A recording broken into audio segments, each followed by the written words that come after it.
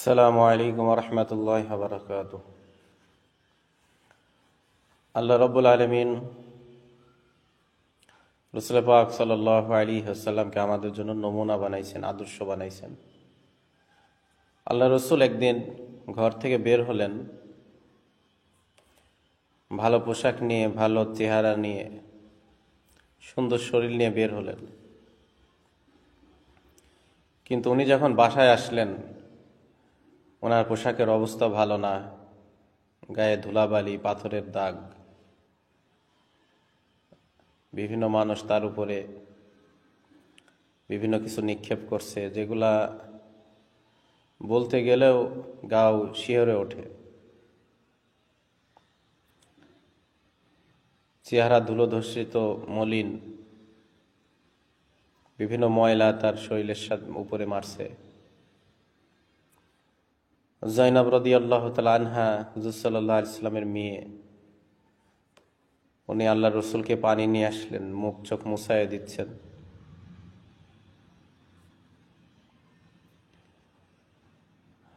আল্লাহ রসুলের শরীর মুছাইয়া দিচ্ছেন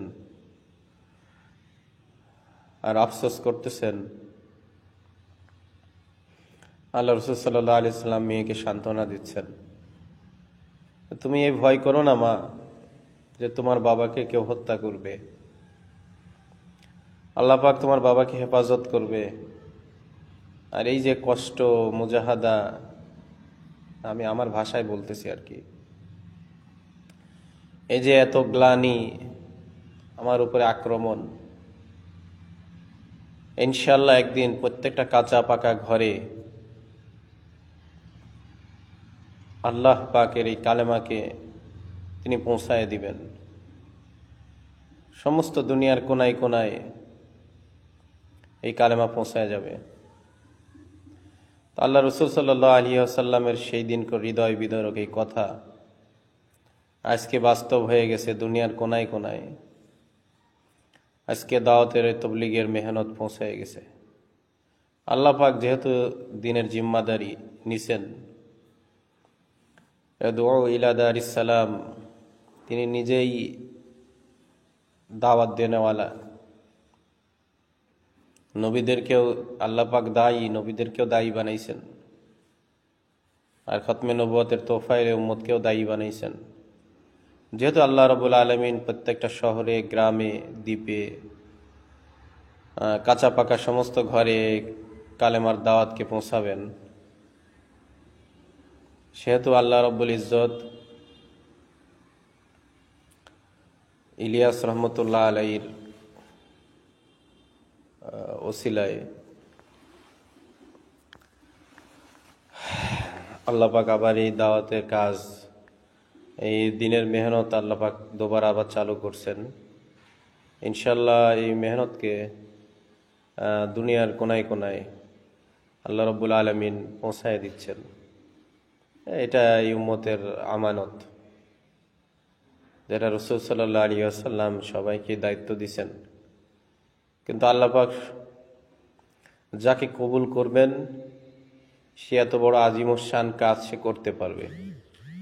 আল্লাহ রাব্বুল ইজ্জত যাকে কবুল করবেন না, সে এই কাজ করতে পারবে না। মুহাম্মদ রাসূলুল্লাহ সাল্লাল্লাহু আলাইহি ওয়াসাল্লাম মক্কাতে জন্মগ্রহণ করছেন। ওনার নিজের বলে যে পৃথিবীর শ্রেষ্ঠ মানুষ, চারো ইমাম এ ব্যাপারে একমত, পৃথিবীর শ্রেষ্ঠ শহর, শ্রেষ্ঠ জায়গা হলো মক্কাতুল মুকাররমা। সেখানে উনি শ্রেষ্ঠ একটা বংশ, সেই বংশে জন্মগ্রহণ করছেন। ওই জায়গাটাতে ওনার নিজের বংশের মানুষ, ওনার নিজের এলাকার মানুষ, সমাজের মানুষ কি পরিমাণ অত্যাচার, নির্যাতন, নিপীড়ন ভোগ করছে। নিজের এলাকার মানুষ সবাই জানতো, চিনতো, সবাই তাকে এত সম্মান করত, এত মর্যাদা দিত, আলামিন বলতো, সাদিক বলতো, সত্যবাদী বলতো, বিশ্বাসী বলতো, আলামিন বলতো। সবচেয়ে ভদ্র চরিত্রবান ছেলে বলতো, তিনিই যখন এই শরিয়ার কথাকে, আল্লাহ রাব্বুল ইজ্জতের পক্ষ থেকে যে আমানত, ওই আমানতকে দুনিয়াতে পৌঁছানোর জন্য কাজ শুরু করলেন, তখনই ওই সকল মানুষ কি বলে নাই, এমন এমন ভাষা ব্যবহার করছে যেটা মুখে বলে শেষ করা যাবে না। আমার রসুলকে কত সাহস তাদের বলেন। এই মানুষ, আল্লাহ যে বলেছেন যে মানুষ অকৃতজ্ঞ, এই মানুষ এর অনেক সাহস, যেই সাহস ফেরেশতার নেই। ফেরেশতারা কখনো যেটা কল্পনাও করে না, এরকম দুঃসাহস এই মানুষের, যারা বাস্তবে দেখছে যে ইনি কত সত্যবাদী, কত উপর স্তরের মানুষ, ইনার আখলাক কত সুন্দর। এমন মানুষ না অতীতে ছিল, না বর্তমানে আছে, না ভবিষ্যতে হবে। মানুষ যে এত সুন্দর হয়, এত ভদ্র হয়, এটা একটা অবিশ্বাস্য। সবকিছু দেখার পরেও নিজেদের মতের বিপরীত, পথের বিপরীত আল্লাহ রসুল সাল্লাল্লাহু আলাইহি ওয়াসাল্লামকে তারা সহ্য করতে পারে নাই। আমাদের তো কোনো ডকুমেন্ট নাই, আমরা যে প্রকৃত সত্য কিনা, ভালো কিনা, এর কোনো প্রমাণ নেই। কিন্তু আল্লাহ রসুল সাল্লাল্লাহু আলাইহি ওয়াসাল্লামকে সবাই সত্য জেনে, তাকে বাস্তবে দেখে মানুষ তাকে মানতে পারে নাই। নিজেদের আগ্রাহের কারণে, নিজেদের অহংকার গর্বের কারণে অন্যের উপরে নিজেকে সমর্পণ করবে না, নিজেদের প্রভাব প্রতিপত্তি প্রতিষ্ঠার জন্য তারা আল্লাহ রসুল সাল্লাল্লাহু আলাইহি ওয়াসাল্লামকে রসুল হিসাবে স্বচক্ষে দেখছে, মানতে পারে নাই। কত অত্যাচার নির্যাতন করছে, পৃথিবীর সর্বশ্রেষ্ঠ মানুষকে উটের নাড়ি ভুঁড়ি চাপায়ে দিছে, উটের নাড়ি ভুঁড়ি চাপায়ে দিছে।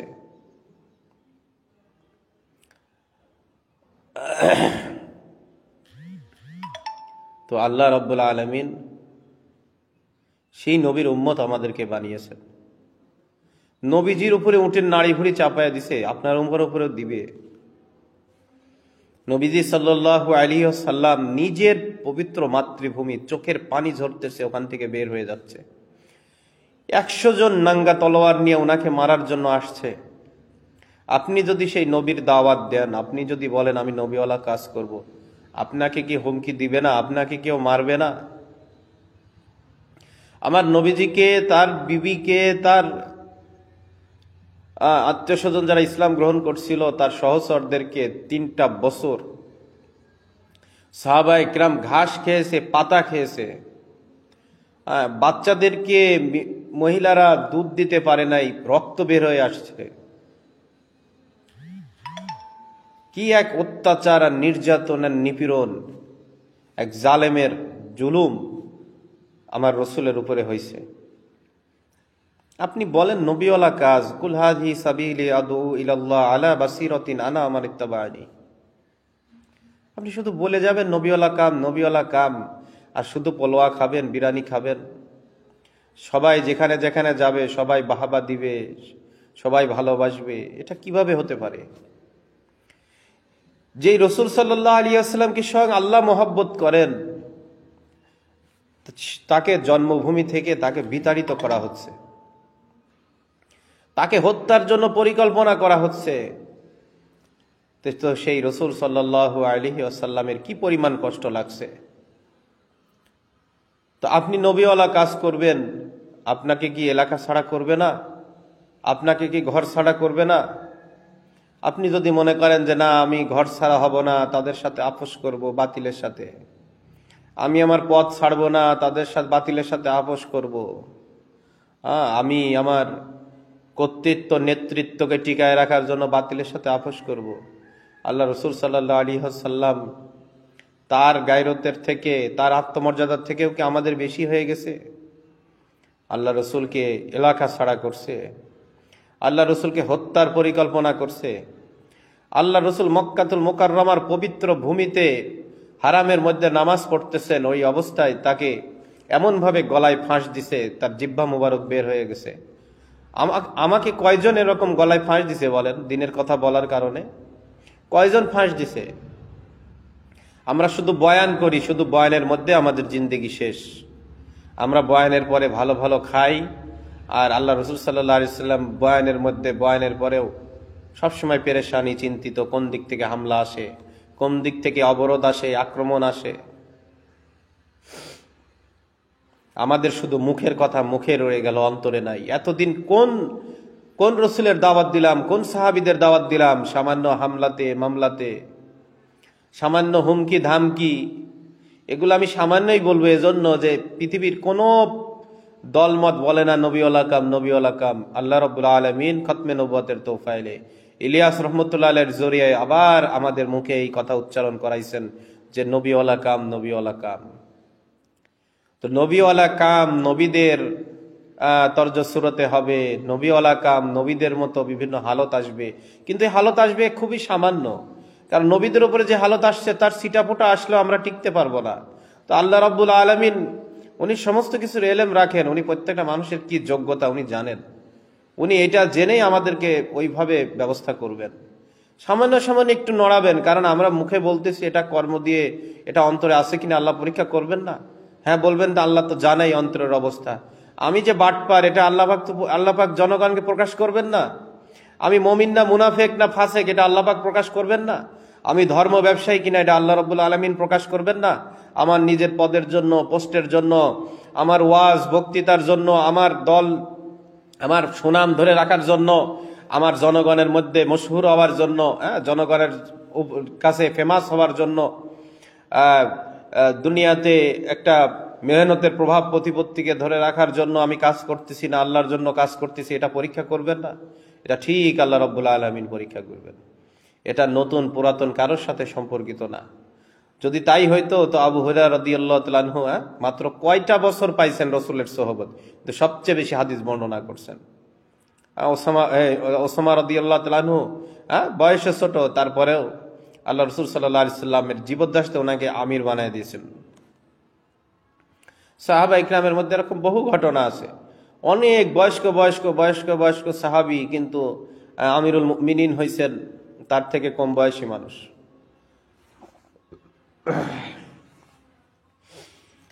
এবং পরবর্তীতে এরকম ঘটনা ঘটছে।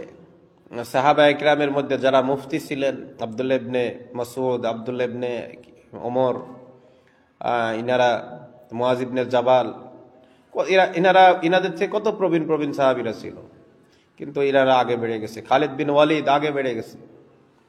তো বয়সের সাথে না, অনেকেই মানে নিজের প্রভাব প্রতিপত্তি টিকায় রাখার জন্য যদি হক কথা তাদের সামনে চলে আসে তখন বলে এ 2 দিনের মানুষ, এ কি জানে, ও কি জানে না।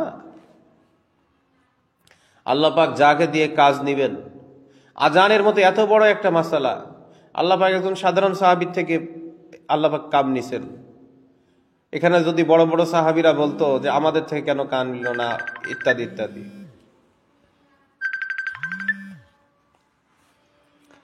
আল্লাহ রাব্বুল আলামিন যাকে ইচ্ছা তাকে দিয়ে কাজ দিবেন, এখানে কারোর ঠেকানোর কিছু নাই। তো ইলিয়াস রহমতুল্লাহ আলাইহির দ্বারা আল্লাহ পাক এই কাজ আবার চালু করছেন। প্রথমে যে কথা বলতেছিলাম, আপনাকে আমাকে কি 6 মাইল 2 মাইল 3 মাইল পাথর মারছে? এলাকার মধ্যে গেলে আমি একজন সম্ভ্রান্ত একজন বড় আমির সাহেব, আমি যদি একটা এলাকায় যাই, ওই এলাকার ছেলে পেলে আমাদেরকে পাথর মারতেছে, স্যান্ডেল মারতেছে, তাহলে আমার অবস্থাটা কেমন হবে? তাহলে চিন্তা করি আল্লাহ রসুলের অবস্থাটা কেমন হয়েছে। আমার কি ওরকম অবস্থা হয়েছে? আমার ওরকম অবস্থা না হতেই আমি জালেমের সাথে হাত মিলাইতেছি।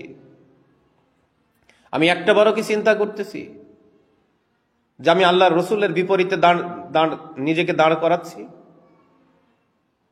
সমস্ত সন্ধিই হুদায়বিয়ার সন্ধি না। আজকে আমাদের অবস্থা হয়ে গেছে কি, নিজেদের বেলায়, নিজেদের দলের বেলায় যেটা করি সেটা ওই সাহাবীদের থেকে দলিল নিয়ে আসি। যেমন আমাদের সমাজে অনেক মানুষ দ্বিতীয় বিয়ে করে, চরিত্রহীন, ফালতু, বদমাইশ, এলাকার মধ্যে সুদখোর, নামাজ নেই, নেশা করে, কিন্তু ওই যে পর নারীতে আসক্ত হয়ে অকাম কুকাম করে এখন বিয়ে শাদী করে। আবার বড় বউকেও ভালো লাগে না, আবার দেখা যায় যে যেটার প্রেমে পড়ছে এটা অনেক ধনী মানুষের মেয়ে, কিংবা টাকা পয়সা ব্যাংক ব্যালেন্স অনেক কিছুই আছে, বলে যে যাক বিয়ে করলে তো আমি অনেক কিছু পাবো।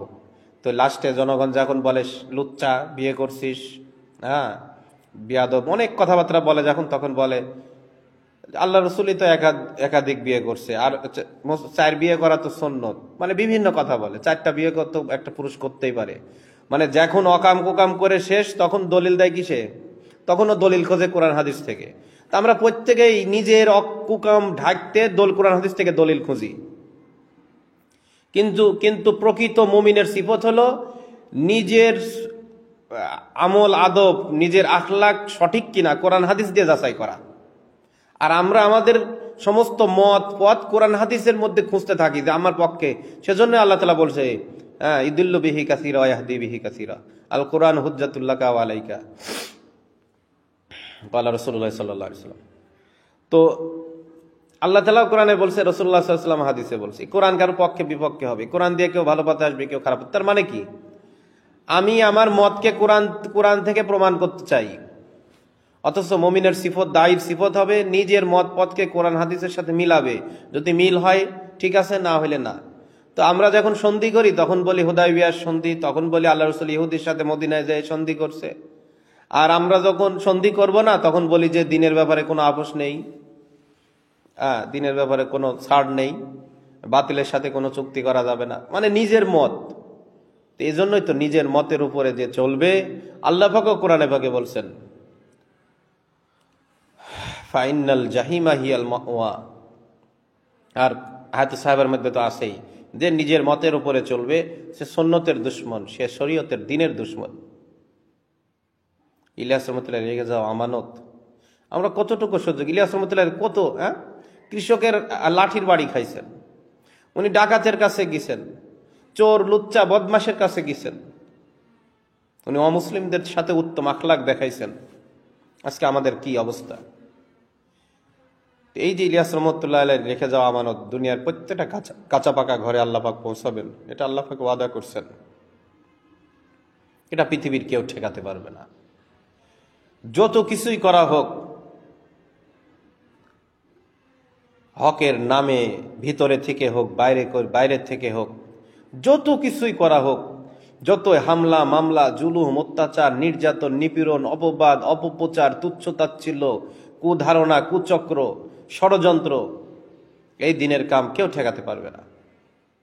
যেই কাম সিরাত এবং সুন্নতের সাথে, শরীয়তের সাথে মিলবে, ওই কাজকে কেউ ঠেকাতে পারবেন না। ওই কাজকে স্বয়ং আল্লাহ রব্বুল ইজ্জত হেফাজত করবেন।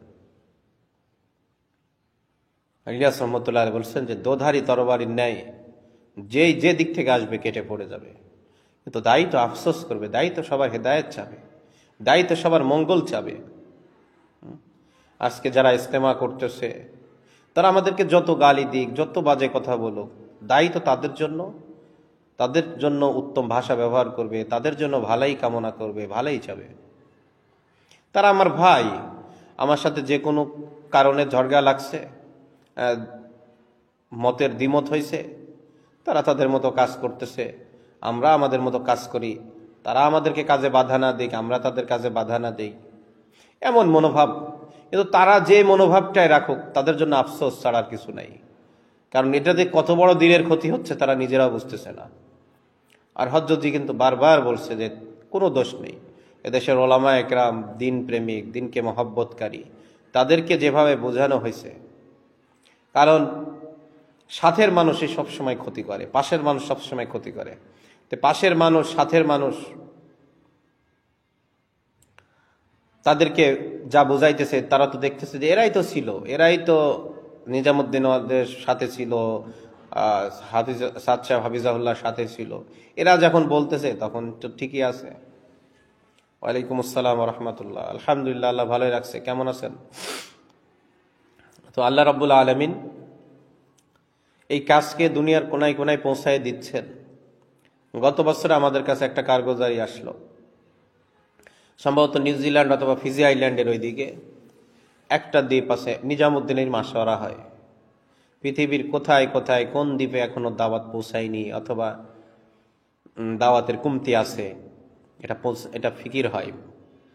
তো ওই দ্বীপের মধ্যে যাওয়ার কোনো রাস্তা নেই, পাহাড়ের পাদদেশ, পাহাড়ের সাইড দিয়ে ধরে ধরে ওই দ্বীপের মধ্যে যেতে হয়।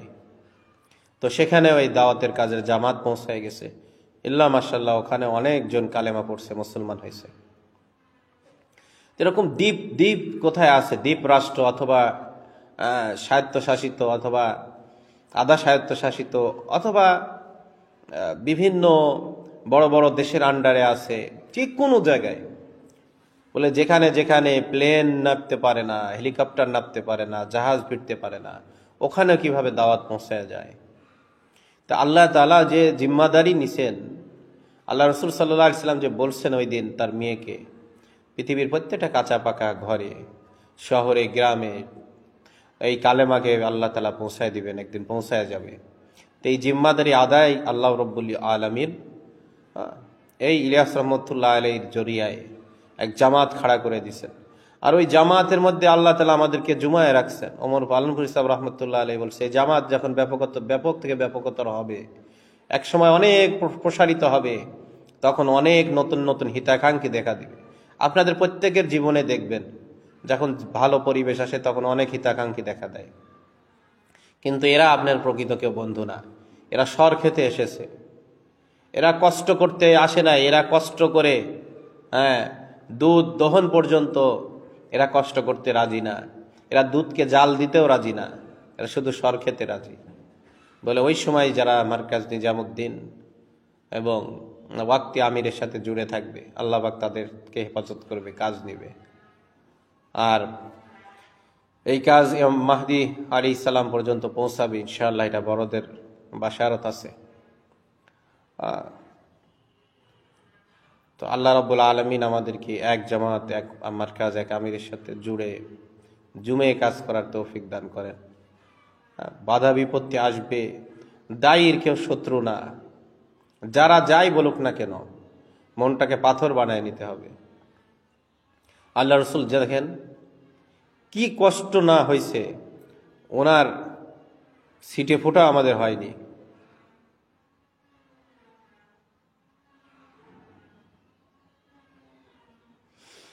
ওনার সিটে আল্লাহ রসুল সাল্লাল্লাহু আলাইহি সাল্লামের মানে একেবারে সিটে ফোঁটাও হয়নি আমাদের।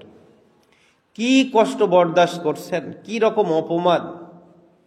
পৃথিবীর শ্রেষ্ঠ মানুষ, আর আমাদের কোনো গ্যারান্টি আছে বলেন? আমাদের তো কোনো গ্যারান্টি নেই। পৃথিবীর শ্রেষ্ঠ মানুষ, সর্বশ্রেষ্ঠ আখলাক তার অমায়িক ব্যবহার, খুলুকিন আজিম, আল্লাহ নিজে স্যাটিসফাই করছেন। লাকাদ কানা লাকুম ফি রাসূলিল্লাহি উসওয়াতুন হাসানা, সমস্ত মানুষের জন্য ওনাকে নমুনা বানাইছেন, মডেল বানাইছেন। ওনাকে কি না কি করছে দেখেন, খাবার দাবার, পোশাক আশাক, চলা ফেরা, সমস্ত দিক দিকে অত্যাচার, নির্যাতন, নিপীড়ন। ওয়ালাইকুম আসসালাম ওয়া রাহমাতুল্লাহি ওয়া বারাকাতুহু। কেমন আছেন ভাইজান? তো এত অত্যাচার, নির্যাতন, নিপীড়ন, জুলুম, এরপর সাহাবায়ে কেরাম রাদিয়াল্লাহু আনহুম আজমাইন।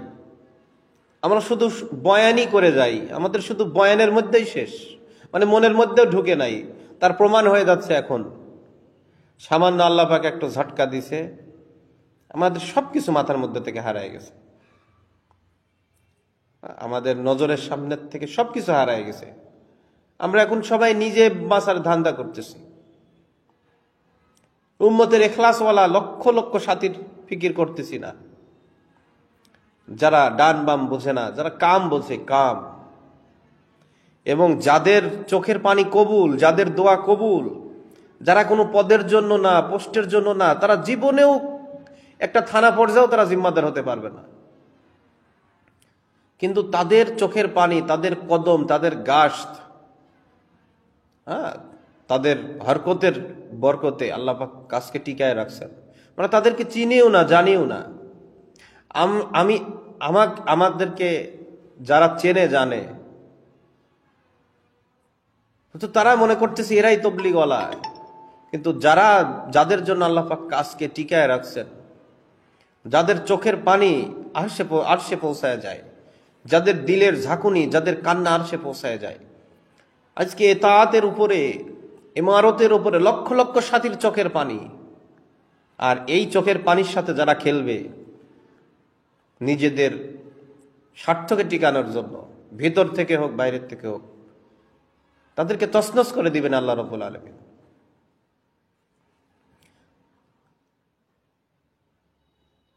এই কাজ উম্মতকে বাঁচানোর জন্য, নিজে বাঁচার জন্য না। মানে নিজের বাঁচা বলতে আখিরাতের কথা বলতেছি না, মানে নিজের স্বার্থ বাঁচানোর জন্য না, এই কাজ উম্মতকে বাঁচানোর জন্য। প্রতিটা উম্মত আমার ভাই, আমার দেহের অংশ। অমুসলিমরাও যাতে জাহান্নাম থেকে বেঁচে যায়, এটা আমার ফিকির। এই কাজ কাউকে কাফের বানানোর জন্য না, কাউকে নাস্তিক মুরতাদ দালাল বানানোর জন্য না, কাউকে মুনাফেক ধর্ম ব্যবসায়ী ভণ্ড বানানোর জন্য না।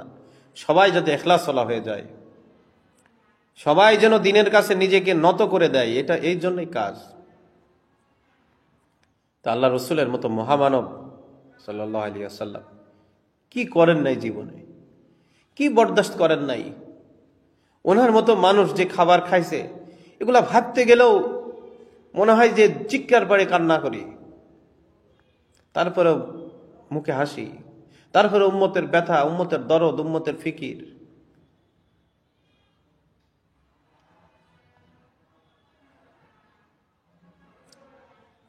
আর আমাদেরকে আর মেহনতের মধ্যে কত আইটেমের খাবার মানুষ নুসরত করতেছে, একরাম করতেছে, বাহাবা দিচ্ছে, মনে করতেছি খুব নবীওয়ালা কাজ হচ্ছে। বলে নবীওয়ালা কাজের ছিটা ফোটাও এখনো শুরু হয়নি, শুধু আওয়াজ চলতেছে, আওয়াজ। এটা আমার কথা নয়, এটা বড়দের কথা। শুধু আওয়াজ চলতেছে, নবীওয়ালা কাজ যখন শুরু হবে কয়জনই টিকবে আল্লাহ ভালো জানে, কয়জনে টিকবে আল্লাহ পাকি ভালো জানে। এই কাজ আল্লাহর দরবারে কবুল, ইলিয়াস রহমতুল্লাহ বলছেন, তো নিজেকে কবুল করার মাসলা, মশহুর হওয়ার জন্য না, নিজের মশহুরিয়াত, নিজেকে, নিজের প্রসিদ্ধি, পথ, নিজের প্রবৃত্তি টিকায় রাখার নফসানিয়াতের জন্য, শখসিয়াতের জন্য এই কাজ না। হযরত জি দামাত বরকাতুহুম বলেন, মকবুল হওয়ার জন্য এই কাজ, এই কাজ মকবুল হওয়ার জন্য, কাউকে তুচ্ছতাচ্ছিল্য করার জন্য না। লক্ষ লক্ষ সাথী আছে, যে সাথীদেরকে হয়তো কেউ মূল্যায়ন করে না, কিন্তু ওই সাথীদের উপরে আল্লাহ পাক যে ফিকির ঢালছেন, সেই ফিকির হয়তো আমরা যাদেরকে মশহুর করে নিছি তাদের মধ্যে ওই ফিকিরের ছিটাফোঁটাও পড়ে নেই। লক্ষ লক্ষ সাধারণ সাথীর মধ্যে যে ফিকির ঢুকছে, কিন্তু এই ফিকিরের মূল্যায়ন হয় না। কেন মূল্যায়ন হয় না? নিজের পদ পোস্ট প্রবৃত্তির জন্য। শরিয়াকে মানতে গিয়ে আমাদের সমস্যা সৃষ্টি হয়ে যায়, আমির মানতে গিয়ে সমস্যা সৃষ্টি হয়ে যায়। নিজের স্বার্থ আগে, তারপরে আমির, মানে নিজের স্বার্থকে টিকায় রেখে আমির মানি, আমির মানি। নিজের স্বার্থকে জলাঞ্জলি দাও, উম্মতের স্বার্থকে আগে রাখো। আতিউল্লাহ আতিউর রাসূল উলিল আমরি মিনকুম মান আতা আমিরি ফাকাদ আতানি ওয়া মান আতানি ফাকাদ আতা আল্লাহ। এইটার উপরে জমে যাওয়া, মান আলিহি ওয়া আসহাবির উপরে জমে যাওয়া, তারাকতু ফিকুম আমরাইন লান তাদিল্লু মা তামাসসাকতুম বিহিমার মধ্যে জমে যাওয়া, আলাইকুম বিসুন্নাহ ওয়া সুন্নাতিল খুলাফায়ে রাশিদিনের মধ্যে জমে যাওয়া, আলাইকুম বিল জামাআর মধ্যে জমে যাওয়া। এখানে ইমাম শর্ত, লাজেম ইমাম। নিজেদের সমস্ত কিছুকে আমিরের উপরে সুপে দেওয়া। আজকেও বিশ্বের যে সকল রাষ্ট্র নিজের সমস্ত কিছুকে আমিরের উপরে সুপে দিছে, কারণ ওয়াক্তি আমিরের উপরে আল্লাহ পাকের বাশারত থাকে, ফেরাসাত থাকে, বাসিরত থাকে। যেটা যে লাইনের মধ্যে যে নাই, সে এটার কি বুঝবে? যেমন যার যে মারেফতের তাসাউফের লাইনে নাই, সে তাসাউফের কি বুঝবে? সে বাইরের থেকে তো হাসাহাসি করবে, পাগল মনে করবে। তো আল্লাহ পাকের মারেফত যে ব্যক্তি হাসিল করছেন, আমা খালাকতুল জিন্না ওয়াল ইনসা ইল্লা লিয়াবুদুন আই ইল্লা লিয়ারিফুন ইল্লা ওয়াহিদুন, এর মধ্যে যে ডুবে গেছে সে কি, সে ছাড়া অন্য কি বুঝবে? ইত্তাকু ফেরাসাতাল মুমিন, যার ফেরাসাত হাসিল হয়েছে সে মানুষকে কিভাবে বুঝাবে? এই উম্মতকে বাসিরতের দ্বারা এবং নেক স্বপ্নের দ্বারা রাহবারি করা হবে। এই যার উপরে এই জিম্মাদারি আসছে, সে ছাড়া অন্য কি বুঝবে? এটার হাকিকত কি বুঝবে? সারা দুনিয়াতেই সমস্ত নবীদের যুগে, নবীদের পরে যারা নবীদের স্থলাভিষিক্ত ছিল তাদের যুগে, এবং এই পর্যন্ত যুগে যুগে যারা হক প্রতিষ্ঠার আওয়াজ নিয়ে চলছে, তাদেরকে সর্বযুগে মানুষ পাগল বলতো, তাদেরকে কাফের বলতো, তাদেরকে ষড়যন্ত্রকারী বলতো, তাদেরকে দালাল বলতো, তাদেরকে নতুন পথ আবিষ্কারকারী বিভিন্ন ভাষা বলতো। কিন্তু পরবর্তীতে 10 বছর 20 বছর পরে জনগণ মানতে বাধ্য হইতো যে না রে, অতীতে যা বলা হয়েছে সবই ভুল। এই প্রকৃত দিনের মুজাদ্দিদ ছিল, এই প্রকৃত রসুলের এবং আল্লাহর শরীয়তকে প্রতিষ্ঠা করার জন্য এই প্রকৃত মুজাহিদ ছিল, দায়ী ছিল। এটা একটা খেলা। মানুষকে আল্লাহ পরীক্ষা করেন, কিন্তু মানুষ বুঝতে পারে না। ওই যে নিজেদের আমিত্ব, নিজেদের পদ পোস্ট, অহংকার, হিংসা আমাদেরকে শরীয়তের কাছে মাথা নত করতে দেয় না। জেনে শুনেও দেয় না, জানার পরেও দেয় না মাথা নত করতে। তো আল্লাহ রাব্বুল আলামিন আমাদেরকে রহম করছেন, আমাদেরকে সৌভাগ্য নসিব করছেন। শুধু এখন মুখে নয়, কামে জুমে যাওয়ার দরকার। আসসালামু আলাইকুম ওয়া রাহমাতুল্লাহি ওয়া বারাকাতুহু।